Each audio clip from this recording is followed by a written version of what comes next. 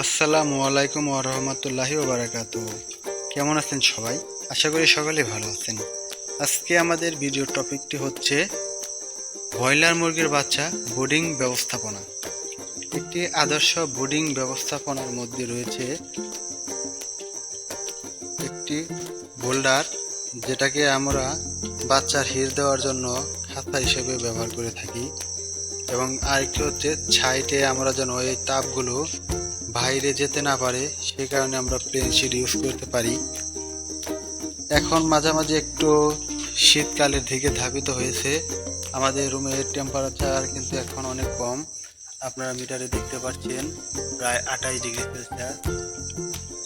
তো আমাদের এখানে সর্বনিম্ন 34 থেকে 38 ডিগ্রি সেলসিয়াস তাপমাত্রা কিন্তু আপনারা সকলে জানেন প্রয়োজন। আমাদের এখানে তাপ অনেকটা কম থাকার কারণে আমরা এখানে ব্রুডিং ব্যবস্থাপনায় আপনাদের দেখাচ্ছি। বোল্ডিংয়ে আমরা কিন্তু 600 ওয়াটের বাল্ব এখন ইউজ করলাম, যেহেতু আমাদের তাপমাত্রা 28 ডিগ্রি সেলসিয়াস। আপনারা দেখতে পাচ্ছেন আমরা এখানে 600 ওয়াট লাল বাতি আমরা যেটাকে বলে থাকি 600 ওয়াট এখানে ইউজ করেছি। আমাদের এখানে আজকে প্রায় 600 বাচ্চা আসবে। শীতের কারণে আমরা এখানে দুইটি বোল্ডিংয়ের ব্যবস্থা করেছি। ঠিক সেম এটাতেও আমরা 600 ওয়াটের বাল্ব ব্যবহার করেছি, ঠিক এটাতেও আমরা কিন্তু সেমভাবে 600 ওয়াটের বাল্ব ব্যবহার করেছি। আপনারা একটি বিষয় লক্ষ্য রাখবেন, আপনারা যখন এটি অনেকে হুপার বলে, অনেকে বোল্ডার বলে, অনেক কিছু বলে, তো এই হুপার বা বোল্ডার আপনারা যখন নেবেন তখন একটু বড় সাইজের নেবেন। তো এই খামারি ভাই যখন একটি ক্রয় করেছে তখন এটি কিন্তু একটু ছোট সাইজের ক্রয় করেছে। তো আমার পরামর্শ থাকবে আপনারা এই হুপারটি একটু বড় নেওয়ার চেষ্টা করবেন, যাতে করে আপনারা একটি হুপারের নিচে 500 বাচ্চা অথবা 400 বাচ্চা অনায়াসেই কভার করতে পারে। এই হুপারটি ছোট থাকার কারণে বোল্ডারের যেমন চারপাশে অনেকটা জায়গা স্পেস রয়েছে, তো এই জায়গায় যে বাচ্চাটা থাকবে হুপার থেকে কিন্তু এই বাচ্চাটা একটু হিটটা কম পাবে। এ কারণে আপনারা শীতকালে এই হুপারটা বড় নেওয়ার চেষ্টা করবেন এবং 400 অথবা 500 ওয়াট আপনারা ইউজ করতে পারেন।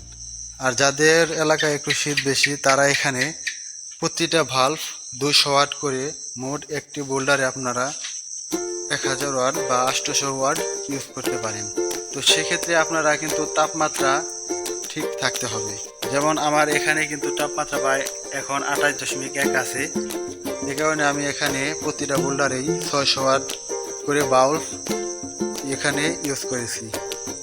আপনারা এরকম তাপমাত্রা কম বেশির ফলে আপনারাও বাল্বগুলো ইউজ করবেন। অনেকে জিজ্ঞেস করছেন ভাই যে বোল্ডিং ব্যবস্থাপনার জন্য আমাদের অনেক সময় তাপমাত্রা বেশি হয়ে যায়, আবার অনেক সময় তাপ কম হয়ে যায়, আমরা সেটা বুঝবো কি করে?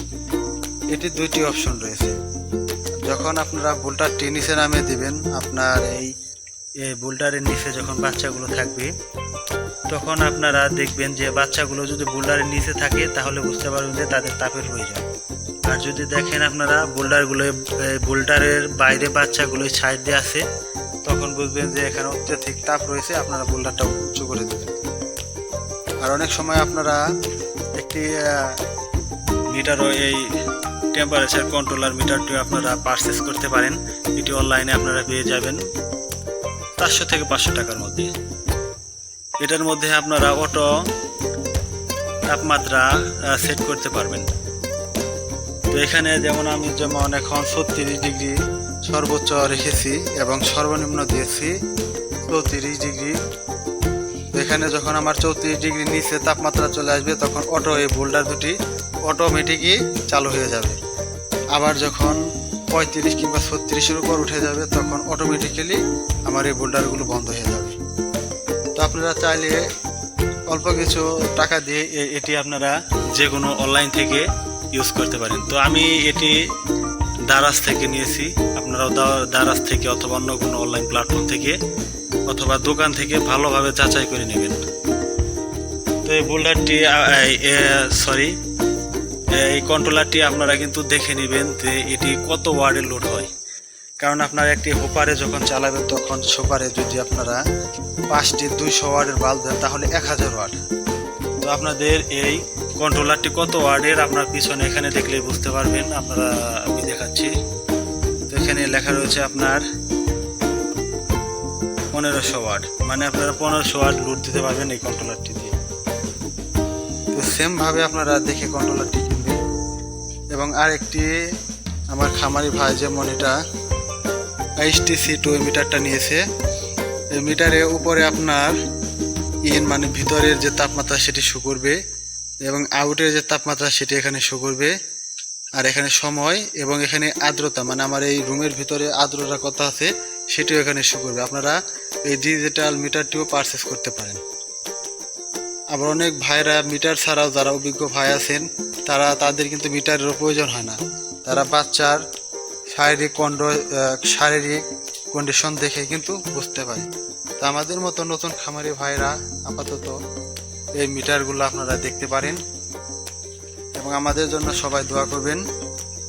ভুল ত্রুটি হলে ক্ষমার দৃষ্টিতে দেখবেন, কারণ আমি সামান্য ছোট একজন ইউটিউবার। আপনারা আমার চাইতে অনেক অভিজ্ঞ, আপনারাও আমার চাইতে অনেক অভিজ্ঞ খামারিও রয়েছেন। অভিজ্ঞ খামারি ভাইরা যারা এই ভিডিওটি দেখছেন তারা কমেন্ট করে অবশ্যই জানাবেন। আমার ভুল ত্রুটি থাকলে আপনারা সেগুলো ধরে দেওয়ার ব্যবস্থা করবেন, যাতে করে আমি নতুন কোনো খামারিকে সঠিক তথ্যগুলো তুলে ধরতে পারি। তো ভিডিওটি এ পর্যন্তই, আর লং করব না। সকলে শরীর সুস্থ কামনা করে আজকের ভিডিওটি এখানে সমাপ্ত করছি। আল্লাহ হাফেজ।